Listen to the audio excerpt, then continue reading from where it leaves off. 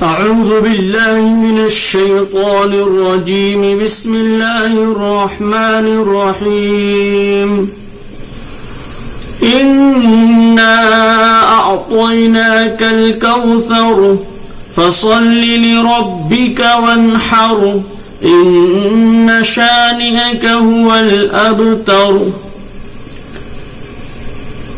میں شروع کرتا ہوں اس رب کے نام سے جو سب سے اعلیٰ ہے، بڑا ہی مہربان اور نہایت رحم والا ہے۔ یہ سورۃ الکوثر ہے، مکۃ المکرمہ کے اندر نازل ہوئی۔ اس میں 3 آیتیں ہیں اور 1 رکوع ہے۔ قرآن کریم کی سب سے چھوٹی سورت یہ سورۃ الکوثر ہے، اور پہلی ہی آیت انا اعطیناک الکوثر، اسی کوثر سے نام اس کا سورۃ الکوثر پڑا ہے۔ اس کے اندر اللہ تبارک و تعالیٰ کا ارشاد ہے کہ بے شک ہم نے آپ کو کوثر عطا فرمائی ہے۔ کوثر جنت کی ایک حوض کا نام بھی ہے، اور ہر خیر کثیر اس میں شامل ہے، جس میں دنیا و آخرت کی ہر خیر، ہر بھلائی موجود ہے۔ دنیا میں دین اسلام کی بقا اور ترقی، آخرت میں جنت کے درجات عالیہ سب اس میں داخل ہیں۔ تو آپ ان نعمتوں کے شکر میں اپنے پروردگار کے لیے نماز پڑھیے، کیونکہ نماز سب سے بڑی نعمت ہے اور سب سے بڑی عبادت ہے اور سب سے بڑی ریاضت ہے۔ اور تکمیل شکر کے لیے جتنی عبادت کے ساتھ ساتھ مالی عبادت بھی کیجیے، یعنی قربانی کیجیے۔ قرآن کریم میں عام طور پر اقیموا الصلاۃ وآتوا الزکاۃ، یعنی نماز کے ساتھ زکوٰۃ کا حکم آیا ہے، لیکن یہاں قربانی کا ذکر اختیار کیا گیا۔ دنیا میں دین اسلام کی بقا اور ترقی، آخرت میں جنت کے درجات عالیہ سب اس کے اندر داخل ہیں، لہذا آپ ان نعمتوں کے شکر میں اپنے پروردگار کے لیے نماز پڑھیے۔ نماز سب سے بڑی نعمت ہے شکر میں، اور سب سے بڑی عبادت ہے۔ اور تکمیل شکر کے لیے جسمانی عبادت کے ساتھ ساتھ مالی عبادت، اسی کے نام قربانی کیجیے۔ عام طور پر قرآن کریم میں اقیموا الصلاۃ وآتوا الزکاۃ ایک ساتھ ہے، لیکن یہاں زکوٰۃ کے بجائے قربانی کا ذکر آیا۔ قربانی میں مالی عبادت ہونے کے علاوہ مشرکین اور مشرکانہ رسوم کی عملی مخالفت بھی ہے، کیونکہ مشرکین بتوں کے نام کی قربانی کیا کرتے ہیں؟ دیوی دیوتاؤں کے نام پر قربانی کرتے ہیں، ایک جھٹکے میں جانور کو قتل کرتے ہیں۔ آگے حضرت صلی اللہ علیہ وسلم کے صاحبزادے قاسم رضی اللہ تعالی عنہ کی بچپن میں وفات پر بعض مشرکین نے یہ طعنہ دیا تھا کہ محمد صلی اللہ علیہ وسلم کی نسل آگے نہیں چل پائے گی، اور ان کے دین کے سلسلے میں یہ بتایا تھا کہ یہ دین ختم ہو جائے گا۔ اس کا جواب یہ ہے کہ آپ بفضلہ تعالی بے نام و نشان نہیں رہیں گے، بلکہ یقیناً آپ کا دشمن ہی بے نام و نشان رہے گا۔ خواہ ظاہری طور پر دشمن کی نسل چلے یا نہ چلے، لیکن وہ تباہ و برباد رہے گا، اور ان کا نام لینے والا کوئی دنیا کے اندر باقی نہیں رہے گا۔ اور آپ صلی اللہ علیہ وسلم کا نام و نشان ہمیشہ باقی رہے گا، زندہ اور جاوید رہے گا۔ آپ کی امت آپ کی یاد نیک نامی اور محبت و اعتقاد کے ساتھ باقی رہے گی۔ یہ سب نعمتیں لفظ کوثر کے مفہوم میں داخل ہیں۔ گرچہ پسری اولاد کی نسل نہ ہو، جو نسل سے مقصود ہے وہ آپ کو حاصل ہے، یہاں تک کہ دنیا سے گزر کر آخرت میں بھی آپ صلی اللہ علیہ وسلم کا نام مشہور ہے، معروف ہے۔ امام بہقی رحمۃ اللہ علیہ نے دلائل نبوت میں حضرت محمد بن علی بن حسین رضی اللہ تعالی عنہ سے نقل کیا ہے کہ جس شخص کی اولاد ذکور مر جائے اس کو عرب لوگ ابتر کہتے تھے، یعنی مقطوع النسل۔ جس وقت نبی کریم صلی اللہ علیہ وسلم کے صاحبزادے حضرت قاسم یا حضرت ابراہیم کا انتقال ہو گیا، بچپن ہی میں انتقال ہوا، تو کفار مکہ آپ صلی اللہ علیہ وسلم کو ابتر کہہ کر تانا دینے لگے۔ ایسا کہنے والوں میں ایک عاص بن وائل کا نام بھی ہے۔ اس کے سامنے جب رسول اللہ صلی اللہ علیہ وسلم کا ذکر کیا جاتا تو کہتا ہے کہ ان کی بات چھوڑو، کچھ فکر کرنے کی ضرورت نہیں ہے، کیونکہ وہ ابتر ہیں، مقطوع نسل ہیں، یعنی ان کی نسل آگے نہیں چلے گی۔ جب ان کا انتقال ہو جائے گا تو ان کا کوئی نام لینے والا بھی باقی نہیں رہے گا۔ اس پر سورۃ الکوثر نازل ہوئی۔ بعض روایت میں ہے کہ کعب بن اشرف جو ایک یہودی تھا، ایک مرتبہ مکۃ المکرمہ آیا، قریش مکہ اس کے پاس گئے اور کہا کہ آپ اس نوجوان کو نہیں دیکھتے جو کہتا ہے کہ ہم سب سے دین کے اعتبار سے بہتر ہے، حالانکہ ہم حجاج کی خدمت کرنے والے ہیں، تو ہم محمد صلی اللہ علیہ وسلم سے بہتر ہوئے؟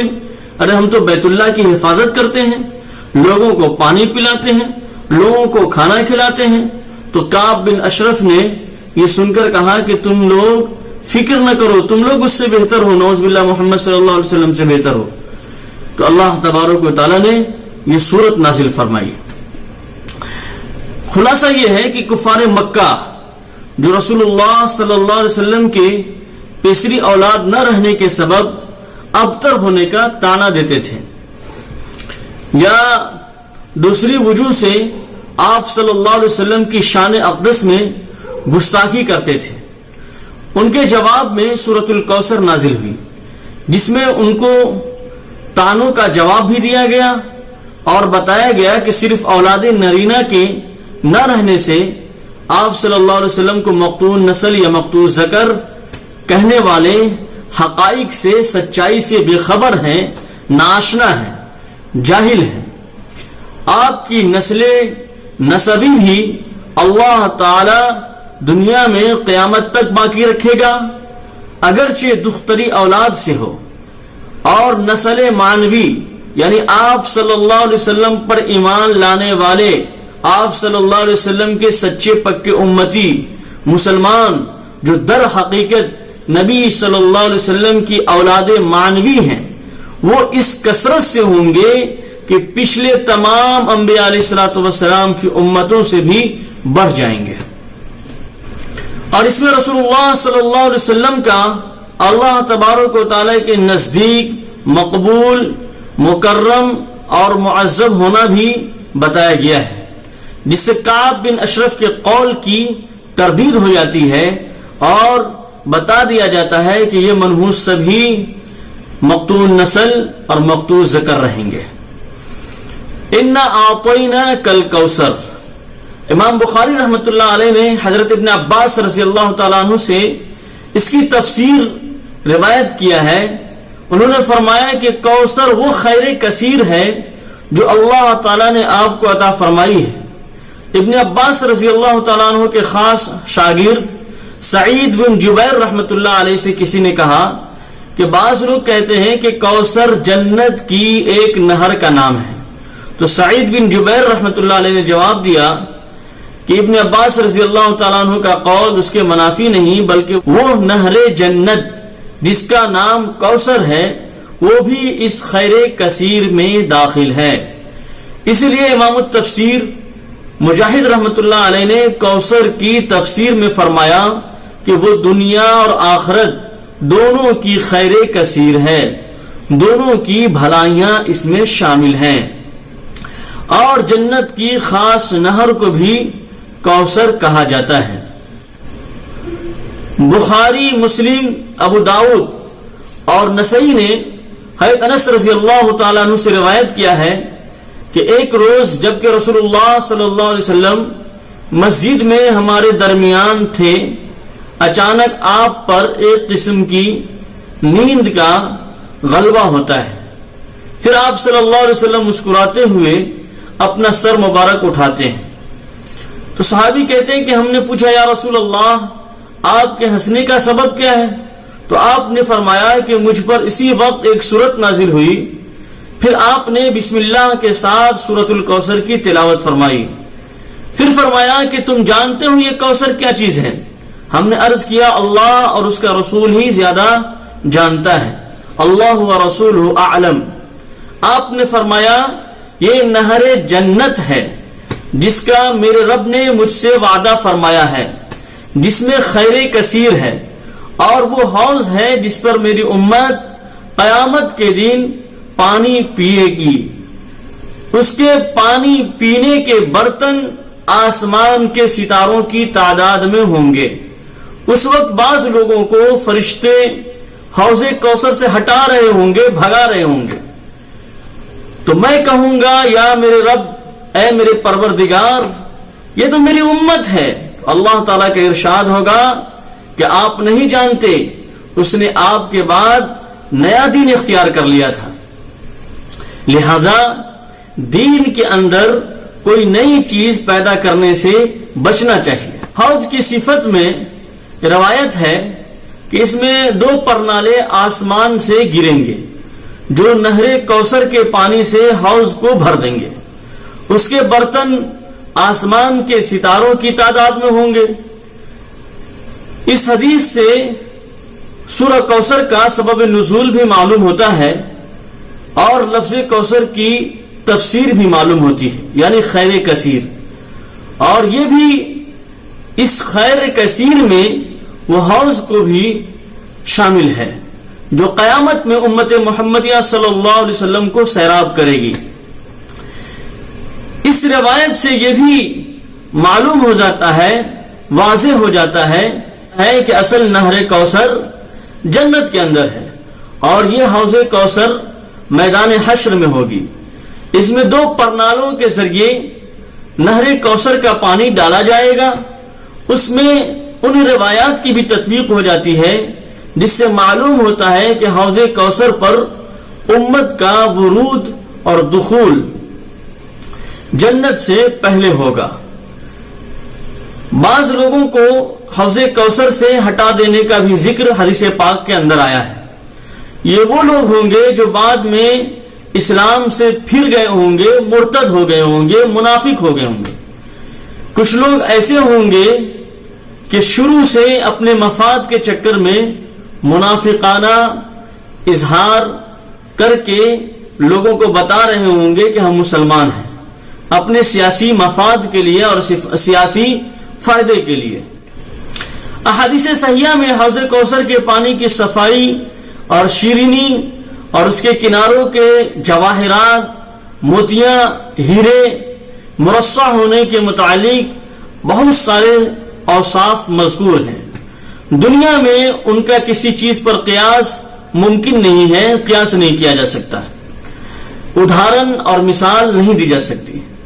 اس سورت کا نزول اگر کفار کے طعنوں کے دفاع میں ہے جیسا کہ معلوم ہوتا ہے، تو آپ کی اولاد نرینہ فوت ہو جانے کی وجہ سے آپ کو ابتر اور مقتول نسل، مقتول ذکر قرار دے کر جو کفار کہا کرتے تھے ان کا کام چند روزہ ہے، پھر کوئی نام لینے والا بھی نہ ہوگا۔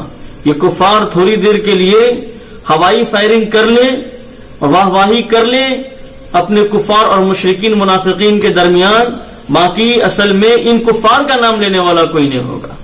تو اس صورت میں آپ کو کوثر عطا فرمانے کا ذکر جس میں حوض کوثر بھی شامل ہے، ان طعنہ زنوں کی مکمل تردید ہے کہ محمد صلی اللہ علیہ وسلم کی نسل اور محمد صلی اللہ علیہ وسلم کا نسب صرف اسی دنیا میں نہیں بلکہ ان کی روحانی اولاد کا رشتہ محشر میں بھی محسوس ہوگا اور وہاں بھی دیکھا جائے گا، جہاں وہ تعداد میں تمام امتوں سے زیادہ ہوں گے۔ ان کا اعزاز